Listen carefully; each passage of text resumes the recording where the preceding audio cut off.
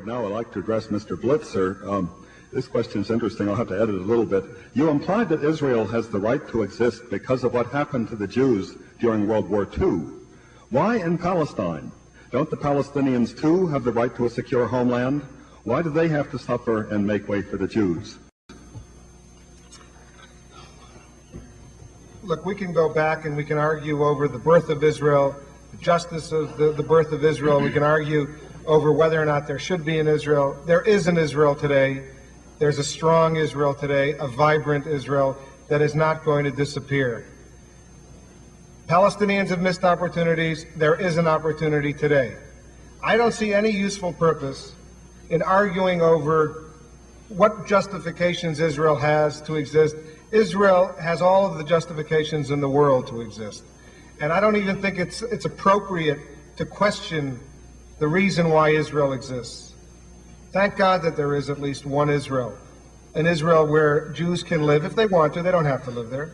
But if they need refuge, if they want to live in a country that is a Jewish homeland, that's fine. And I think, as I said before, all of us should be delighted that we happen to be around at a time in this world when there is this Israel. Zionism is an ideology. It's the national liberation movement of the Jewish people. To deny Zionism, to reject Zionism, is about as racist an element as you can get. Why should all of these people, Palestinians and others, deserve a homeland if the Jews can't have a homeland? Have not the Jews suffered enough all of these years to have a homeland? Have not the Jews developed an identity, a culture, a religion? Sure, the Jews deserve a homeland. And there's an opportunity now to resolve all of these problems.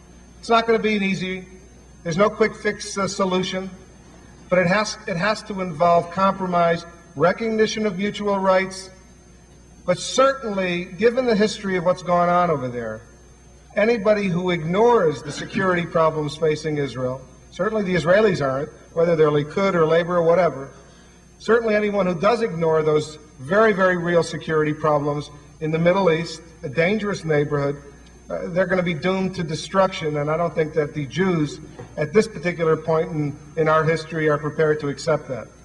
I wonder if I can comment on that. No, I'm afraid you can't comment on that. I'm sorry, because I've got a question for... I've got to keep this... Let me just add one point. Because I'll give you a chance in a minute, Mr. Finkelstein, but I'm going to give you a question to work from, because I want to make sure as many people in the audience feel honored as we can possibly manage. This writer says, the Intifada is not an isolated problem. This problem is affected by 4 wars, terrorism, and the Holocaust. Why is it not relevant, in your opinion, for Israel to be secure? Well, that nicely brings me back to the former question. I'll answer.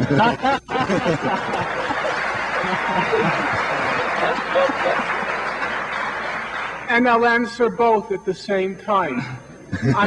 I suppose it wasn't missed on anyone in the audience that Mr. Blitzer was deploying that same familiar lawyer's tactic. The question that was put to him was, if we accept the legitimacy of the state of Israel, why don't we also accept the legitimacy of a Palestinian state? And then Mr. Blitzer went on to tell us all the good reasons why we should accept the legitimacy of the state of Israel, something which, by the way, I concur with. But that still doesn't answer the question. If one does accept the legitimacy of the state of Israel, why doesn't one also accord the same rights to self-determination and statehood to the Palestinians? That was the question, as I understand it, that was put to him. Now, the issue of security was raised, and somebody made I think, inaccurate inference that I'm not concerned with the security of the state of Israel. I am. I'm also concerned about the security of a Palestinian state. Again, we have to apply the same standards across the board. Israel is ranked as the 4th leading military power in the world. Does it have real security claims against the Palestinians? Let me quote to you former Foreign Minister of Israel, Abba Eban. He said, Israel has as much to fear from a Palestinian state as the Soviet Union does from Luxembourg. How many people here feel the Soviet Union has a real threat from Luxembourg? Furthermore, if we apply the logic of Abba Eban, the Soviet Union had more rights to occupy Afghanistan than Israel does to occupy the West Bank and Gaza, because certainly Afghanistan poses a greater security threat to the Soviet Union than Luxembourg. How many people here support the Soviet occupation of Afghanistan? Now let's look at what Amos Oz says in his most recent book, The Slopes of Lebanon. He asks to me, even though I am no great admirer of Amos Oz, he asks to me a reasonable question.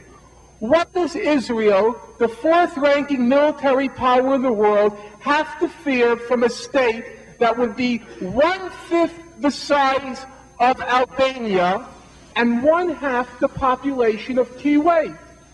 Is that a real threat to the state of Israel, or is that simply an excuse to continue the occupation? Israel faces as much of a military threat from the Palestinian state as the United States did from Grenada. Now, surely Ronald Reagan, or perhaps Ronald Reagan, believed that Grenada posed a major security threat to the United States, exactly as George Bush 2 weeks ago again affirmed that Nicaragua poses a major national security threat to the United States. Nicaragua, which has to its credit 2 escalators and 1 elevator, poses a national security threat to the United States. It seems to me, applying the same standards as Abba Eban uses and Amos Oz uses, we have to dismiss this totally spurious notion that Israel is maintaining its occupation of the West Bank and Gaza for security reasons. It has very good reasons to maintain the occupation, but I'm afraid to say they have precious little to do with security.